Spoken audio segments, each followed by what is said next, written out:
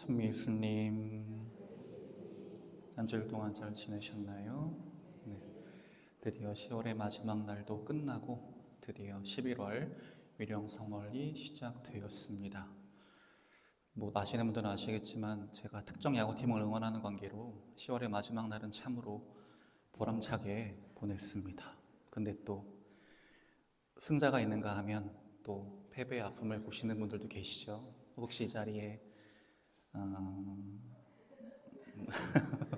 두 분을 제외하고 또 하나 팬분들이 계시다면 심심한 위로와 그런 말씀을 전합니다.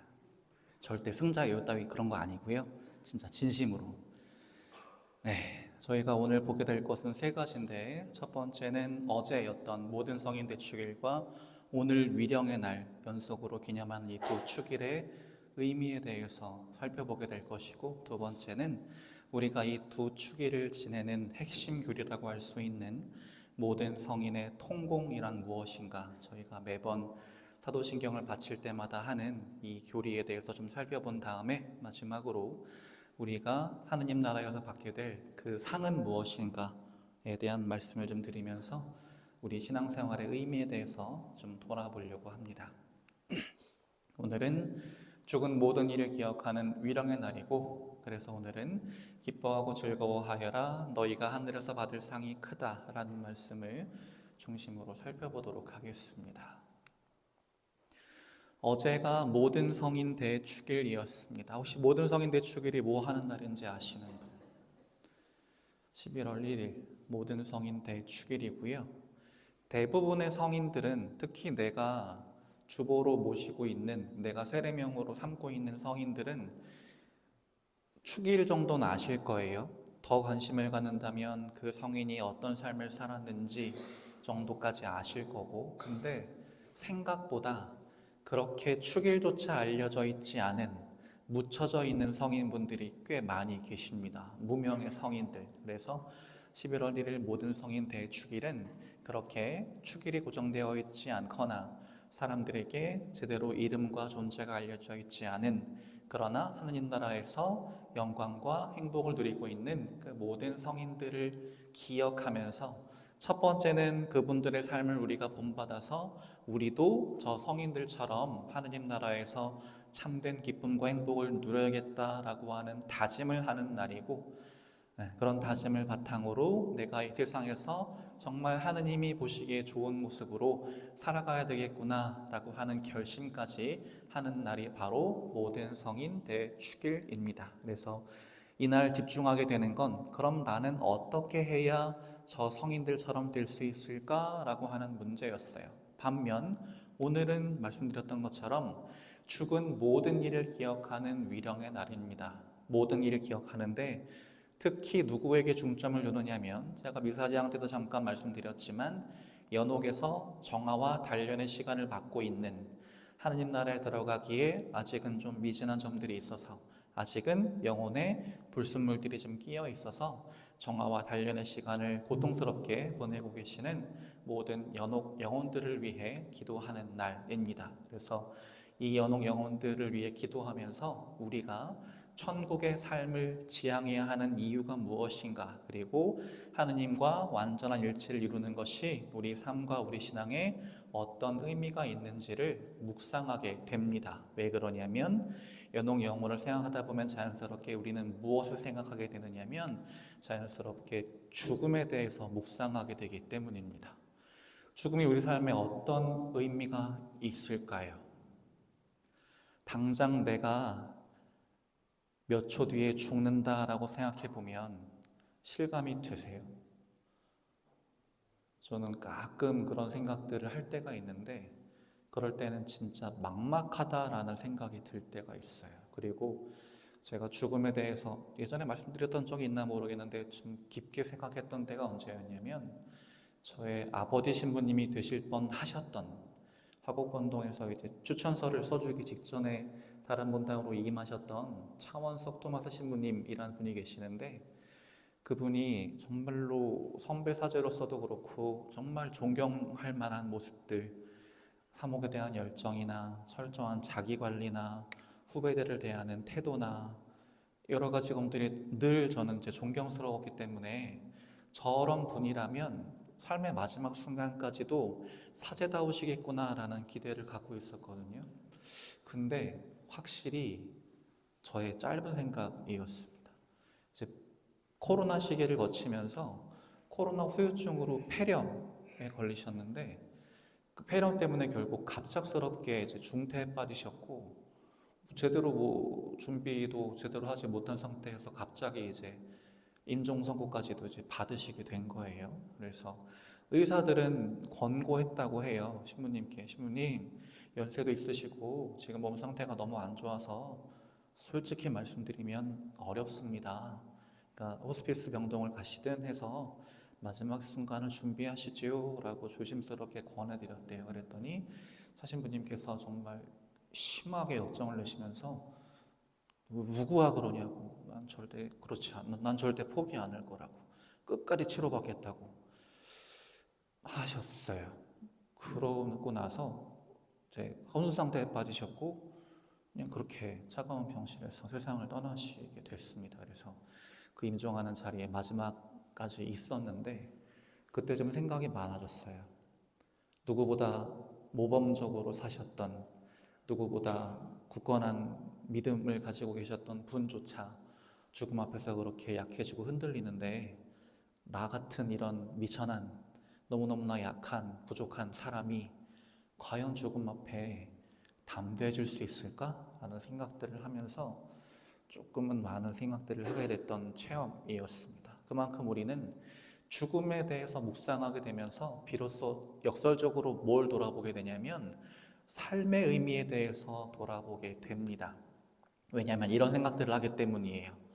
내가 지금 여기서 만나는 모든 사람들, 내가 하는 모든 일에 대해서 충실해야 한다. 그리고 고통과 시련이 아무리 길고 힘들어도 괴로워도 언젠가는 끝난다 라고 하는 점들을 우리는 죽음이 있다라고 하는 점 때문에 비로소 생각하게 되기 때문입니다. 그래서 이 사실들을 우리가 인정하고 받아들이면 나도 언젠가는 죽는다라고 하는 불변의 진리를 마음에 새기면서 매 순간순간에 최선을 다할 수가 있습니다. 또한 어떤 일을 하기 전에 생각을 하게 됩니다. 그 전까지는 그냥 욕망이 시키는 대로 내 마음이 이끄는 대로 하고 싶은 것만 하면서 살다가 이제 죽음이라고 하는 것들을 생각하고 난 다음에는 내가 지금 하고자 하는 이 일이 이 세상에서 끝나고 말 일인지 아니면 죽음 이후까지 내 삶에 영향을 미칠 일인지 또 내가 지금 가치를 두고 있는 이 일이 하느님 나라에서 참된 행복과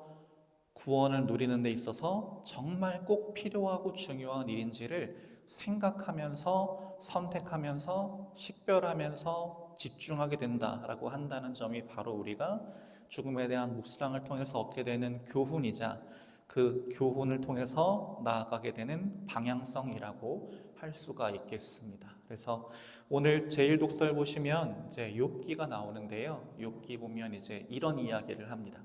나는 알고 있다네 나의 구원자께서 살아계심을 이라는 말을 하는 것들을 볼 수 있는데 우리는 욥의 이 말을 통해서 우리가 왜 천국의 삶을 지향해야 하고 이 세상에 살아가면서도 하느님만 바라보아야 하는가라고 하는 생각들을 할 수 있게 됩니다. 그만큼 욥의 인생이 정말 기구했어요. 그 누구보다 큰 축복을 받아서 그 누구보다 세상에서 큰 기쁨과 행복을 누리던 사람이었습니다. 근데 어느 날 갑자기 정말 말 그대로 모든 걸 잃어버려요.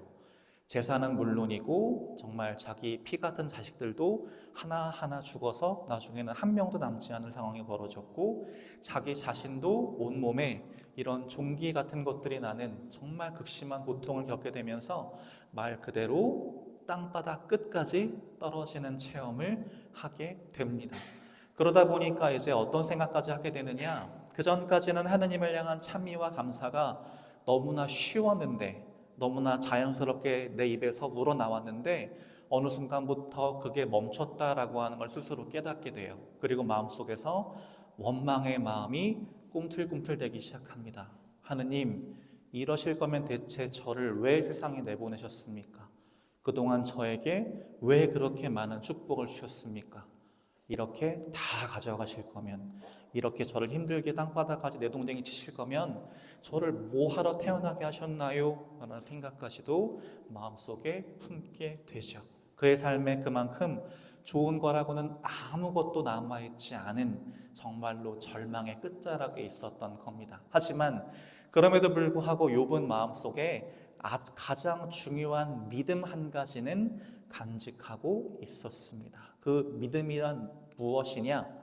바로 하느님께서 나를 창조하시고 세상에 보내셔서 그토록 큰 은총을 베풀어 주셨으니 지금 내 상황이 어떻다라고 할지라도 하느님은 반드시 나를 구원하실 것이다 라는 믿음 하나였어요. 그 믿음을 가지고 욥은 그 힘들고 괴로운 상황들을 버티면서 어떤 믿음으로까지 나아가게 되느냐면 지금 이 순간은 마치 하느님이 계시지 않는 것처럼, 하느님께 버림받은 것처럼 느껴지는 너무나 우울하고 비관적인 상황이지만 그럼에도 불구하고 하느님은 언제나 나와 함께 계시면서 나를 지켜보시고 내 삶과 세상을 늘 당신의 자비와 사랑과 공정이라는 섭리로 주관하실 거야. 그러니 힘들고 괴로워도 나는 끝까지 하느님을 붙잡아야겠어 라고 하는 믿음까지도 나아가게 되지요. 그러면서 욥은 무슨 말을 하냐면 저렇게 이야기합니다. 나는 하느님을 보리라. 제가 중간중간에 다른 말들을 좀 끼워 넣었죠. 이 말을 좀 더 의미를 더해서 보면 나는 무슨 일이 있어도 하느님을 꼭 보고야 말리라 라는 생각까지도 하게 됩니다. 왜 저런 생각을 하게 됐을까요? 어차피 더 내려갈 바닥도 없는데, 하느님이 나에게 주신 거라고는 안 좋은 것밖에 없는데 왜 욥은 굳이 하느님을 보고 말겠다고 생각하게 됐을까요?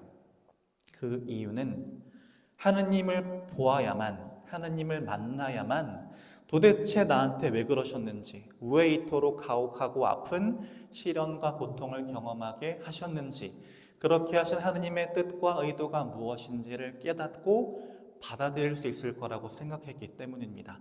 따지려고 하느님을 만나려고 한 게 아니에요. 제 짧은 머리로는, 제 부족한 지성으로는 당신의 그 심오한 뜻을 헤아릴 수 없으니 하느님을 직접 만나서 그분의 뜻을 들어야겠습니다. 그래야 제가 당신 뜻을 받아들일 수 있을 테니까요 라고 하는 지향을 가졌던 겁니다. 또한 그렇게 하느님의 뜻을 깨닫고 받아들여야만 고통과 시련만 가득했던 내 삶이 그냥 불행한 삶이 아니라 그런 고통과 시련에도 불구하고 하느님께서 나를 위해 가지고 계신 그 좋은 뜻에 따라서 결국 그분께서 바라시는 가장 좋은 방향으로 나아갈 거야 라고 하는 분명한 확신으로 나아갈 수 있을 것이었기 때문에, 그래야만 자기가 지금 겪고 있는 이 고통과 시련이 그냥 고통과 시련으로 끝나지 않고 진정한 행복과 기쁨으로 나아가기 위한 아주 중요하고 의미 있는 과정이 될 것이라는 걸 알았기 때문에 욥은 힘들고 괴로운 상황에도 불구하고 나는 꼭 하나님을 만나고 말 거야 라는 생각을 갖게 되었던 겁니다. 그것이 바로 우리가 본받아야 할 기본적인 신앙관이라고 할 수 있을 겁니다. 그렇다면 도대체 그 하느님의 뜻이란 무엇일까? 그 하느님의 뜻이란 무엇이기에 욥을, 그리고 이 세상을 살아가고 있는 우리 모두를 이렇게 힘들게 만들고 아프게 만들고 괴롭게 하시는가라는 생각을 자연스럽게 하게 됩니다. 그런데 그것에 대해서 오늘 제2독서에서 이런 말씀을 통해서 우리에게 힌트를 주고 있습니다. 우리가 아직 죄인이었을 때 그리스도께서 우리를 위하여 돌아가심으로써 하나님께서는 우리에 대한 당신의 사랑을 증명해 주셨습니다 라고 하는 저 중요한 성경 말씀을 통해서 도대체 하나님의 뜻이 무엇인지 우리는 하나하나 파악해 나갈 수 있습니다. 그것을 가장 극적으로 확인할 수 있는 비유가 바로 포도밭 소작인의 비유입니다. 너무나 잘 알고 계시는, 포도밭 주인이 땅을 가꾸고 포도를 심고 나중에 포도가 다 자라면 재배할 때 할 수 있도록 확을 파주고 감시탑도 세워주고 진짜 모든 준비를 다 갖춘 다음에 떠나면서 소작인들에게 이것을 맡기면서 한 가지만 부탁했어요. 제때 내 몫에 도조만 바치시면 돼요 라고 하고 떠났죠. 근데 소작인들은 어떻게 했나요? 주인이 소장료를 받아오라고 자기 종들을 보냈을 때 여기 있습니다 라고 기쁘게 내어놓았던가요? 그렇지 않았습니다. 욕심을 부리면서 그 종들을 때리고 모욕하고 심지어 죽이기까지 했어요. 그게 바로 하느님의 은총을 대하는 우리의 모습입니다. 하느님께서 여러 차례 예언자들을 보내셔서 얘들아 제발 잘못을 뉘우치고 회개하렴, 그리고 제발 내가 바라는 올바른 길을 걸어서 구원받으렴 이라고 우리에게 간절하게 외치셨지만 인간들은 그런 잘못을 바로잡기는커녕 바로 이 포도밭 소작인들처럼 더 악한 일들을 수없이 저질러서 하느님의 마음을 아프게 해왔지요. 하지만 하느님께서는 그럼에도 불구하고 우리를 향한 당신의 그 사랑을, 우리를 구원하시려는 그 뜻을 포기하지 않으셨습니다. 그만큼 우리를 너무나 깊이 사랑하셨기 때문입니다. 그래서 어떤 결심까지 하시게 되느냐? 내 아들이라면 존중해 주겠지라고 하는 생각을 하시게 돼요.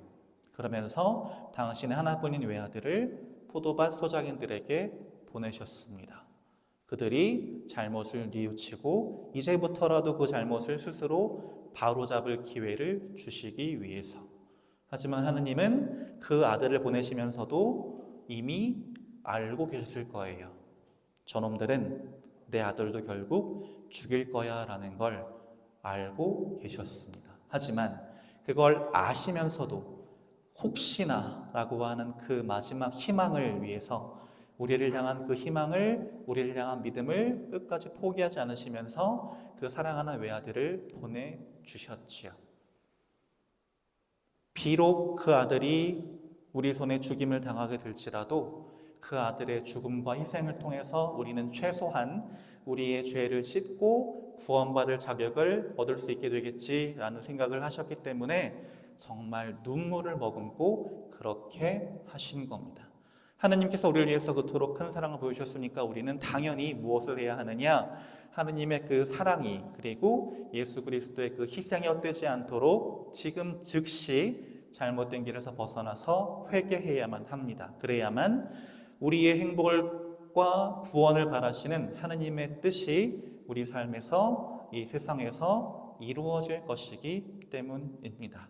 그것이 바로 욥이 알고자 했던, 욥이 깨닫고자 했던 하느님 아버지의 뜻이었어요. 우리도 깨달아야 할 하느님 아버지의 뜻일 겁니다. 근데 문제는 예수 그리스도께서 그렇게 큰 희생을 보여주셨음에도 불구하고 부족하고 약한 우리는 달라지지 않았다는 점입니다. 세례를 받고 나면 내가 정말 거룩하고 기쁘게 살아야지라고 결심하지만 얼마 지나지 않아서 다시 예전의 모습처럼 죄를 짓고 나의 부족함을 깨달으면서 후회하고 하는 모습들을 반복하곤 하는 우리들이지요.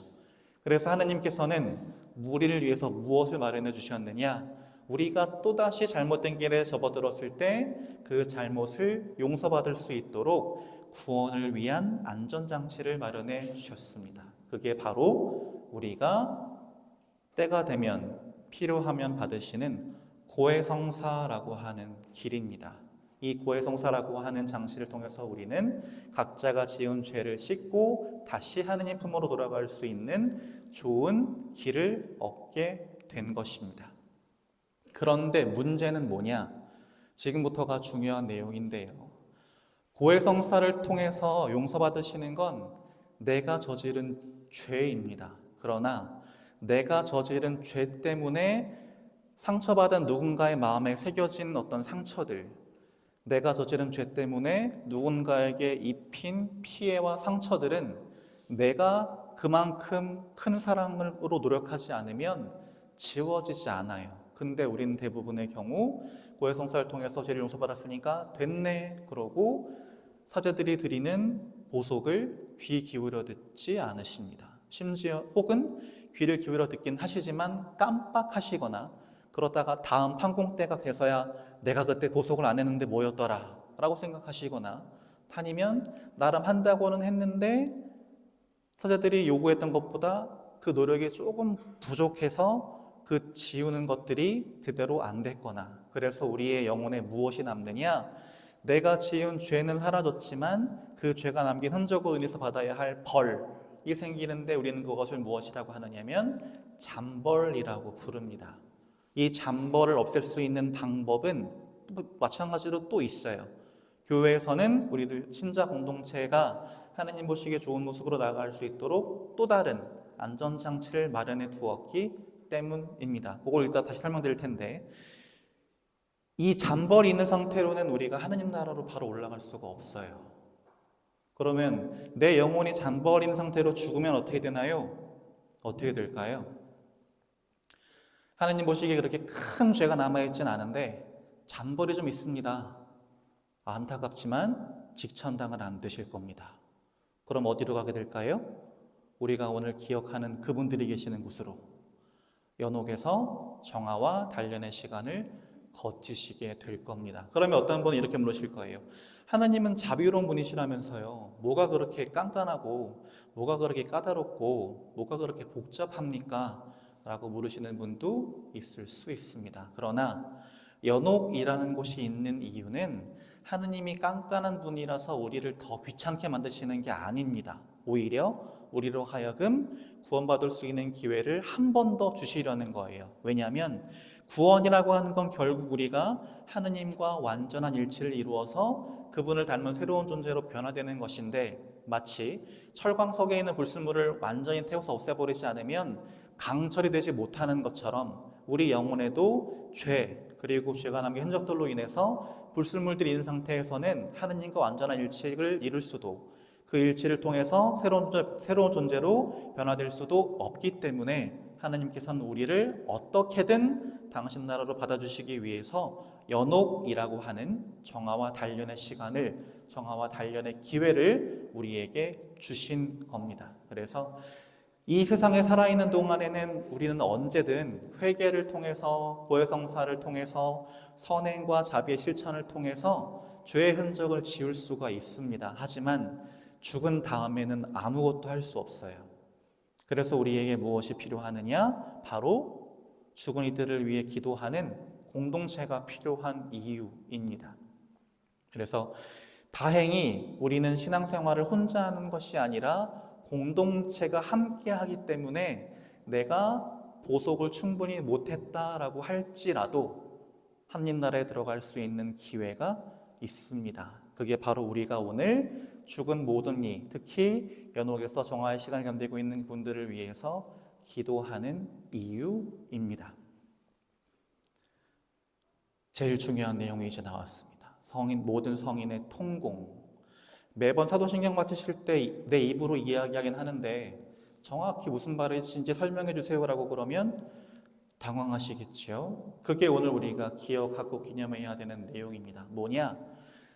어제 모든 성인 대축일에 우리는 누구한테 저희를 위해서 좀 기도해 주세요라고 청했어요. 누구한테?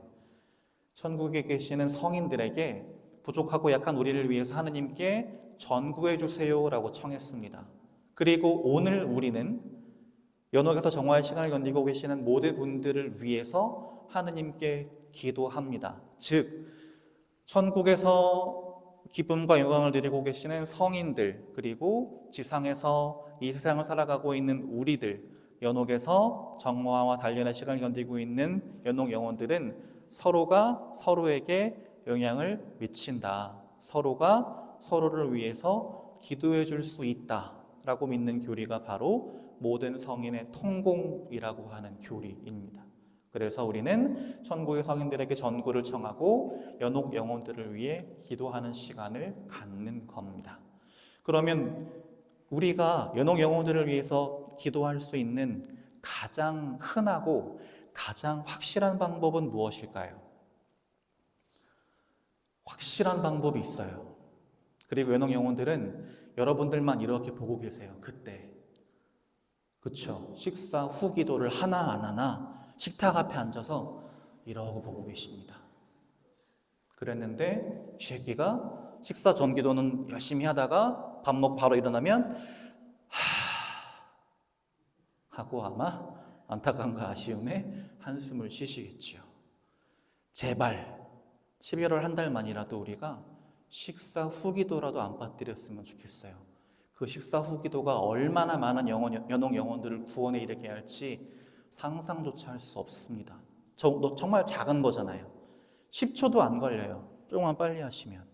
근데 그 기도가 영혼들에게 얼마나 큰 기회이자 영향을 미치는지 우리가 알아야 하는 거죠. 그래서 그러면서 우리가 이런 것들 하나하나 살펴보면서 우리가 이제 마음에 새겨야 할 건, 우리가 하느님 나라에 들어가기 위해서, 하느님과 함께 영광과 기쁨을 누리기 위해서 가장 중요한 건, 물론 성인들의 전구를 청할 수도 있고 연옥 영혼들을 위해 기도할 수도 있지만, 그보다 더 중요한 건 뭘까요? 내가 지금 잘 살아야죠. 내가 기회가 될 때마다 하느님의 뜻을 철저히 지키면서 예수님의 뜻과 가르침을 철저하게 따르면서 사는 게 제일 중요합니다. 다시 말해서 나중에 하느님의 심판대 앞에 섰을 때 너 그때 왜 그랬어? 라고 물으시면 그러게 말입니다 라고 후회할 일을 안 만드는 게 제일 중요해요. 근데 우리는 많은 경우에 이 제일 중요한 걸 놓치고 살아요. 열심히 기도는 하는데 제일 중요한 일은 안 하고 있는 것이죠. 그래서 우리는 그 중요한 것들을 해야 한다. 그리고 우리에게 그 중요한 것들을 하나하나 가르쳐 주시는 게 바로 오늘 복음에 나오는 진복8단의 내용이에요. 우리가 무엇을 지향하고 살아야 하는가?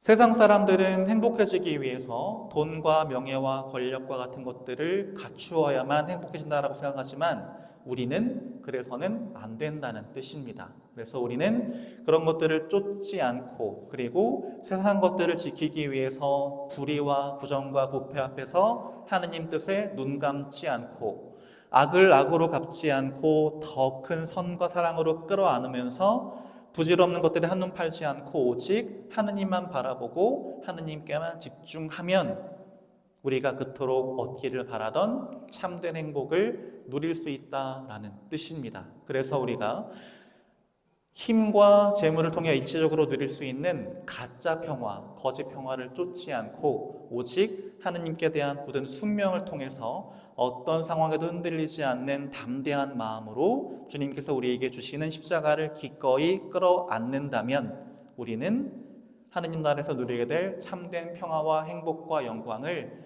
이 세상에서부터 누릴 수 있을 거야 라고 우리에게 그 비결을 알려주시는 게 바로 오늘 복음에 나오는 진복8단의 말씀에 숨어있는 핵심 메시지라고 할 수가 있겠습니다. 그리고 우리에게 이 모든 말씀들을 가장 확실하게 약속해 주시는 게 바로 이 마지막 말씀이에요. 기뻐하고 즐거워하여라 너희가 하늘에서 받을 상이 크다라고 하는, 우리가 늘 마음속에 지니고 살아야 할 가장 중요한 말씀이에요. 근데 그렇다고 해서 나중에 내가 제대로 갚아줄 테니까 지금은 참아 하시는 게 아니에요. 그냥 지금을 참고 견디듯이 보내는 시간이 되면 의미가 없어집니다. 그게 아니라 나중에 누리게 될 진정한 기쁨과 행복을 기억하면서 생각하면서 지금을 기쁘게 살아, 기쁘게 희생하고 기쁘게 양보하고 기쁘게 사랑해. 그러면 너희는 지금부터 이미 행복할 수 있어 라고 하시는 것이 바로 진복8단을 통해 우리에게 예수님께서 하시는 말씀이라고 할 수가 있을 겁니다. 그래서 슬슬 이제 2025년 한 해도 마무리가 되어 가고 있고 2025년 전례력 다 해도 이제 4주 남았습니다. 오늘 빼면 진짜 빨리 지나갔죠.